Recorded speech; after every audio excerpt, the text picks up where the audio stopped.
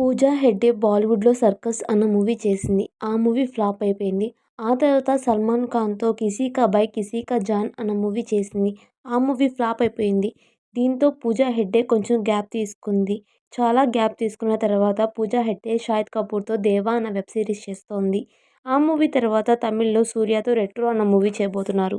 Bollywood famous జోడీ Disha Patani, tiger Shroff. వీళ్ళిద్దరి కాంబినేషన్‌లో 2 మూవీస్ వచ్చాయి.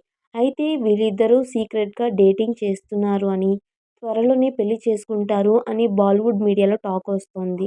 అయితే రీసెంట్‌గా దిశా పటాని, టైగర్ ష్రాఫ్ ఇద్దరు విడిపోయినట్టు బాలీవుడ్ మీడియా 'బాబీ డియోల్' 'యానిమల్' సినిమాకి ముందు బాబీ డియోల్ ఎవరికీ తెలీదు. అయితే 'యానిమల్' సినిమా తర్వాత బాబీ డియోల్‌కి హోల్ ఇండియా వైస్ మంచి క్రేజ్ వచ్చింది.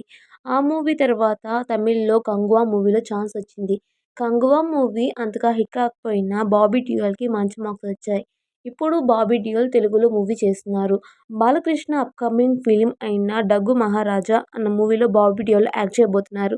అలాగే పవన్ కళ్యాణ్ 'హరిహర వీరమల్లు' మూవీలో కూడా బాబీ డియోల్ యాక్ట్ చేయబోతున్నారు.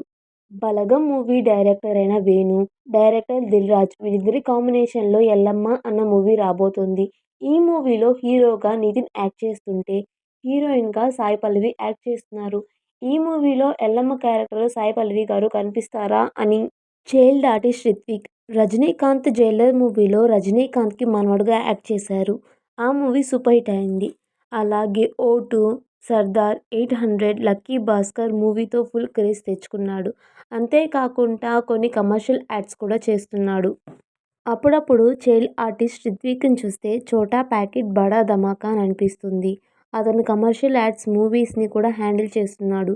అలాగే తన ఎడ్యుకేషన్ కూడా 'కల్కి కంగువా' ఈ మూవీలో హీరోయిన్‌గా యాక్ట్ చేసిన దిశా పటానీకి మూవీలో మాత్రం అంత క్యారెక్టర్ స్కోప్ లేదు.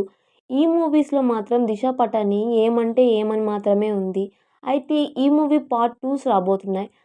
ఆ మూవీలో అయిన దిశా పటానీకి క్యారెక్టర్ స్కోప్ ఉంటుందా?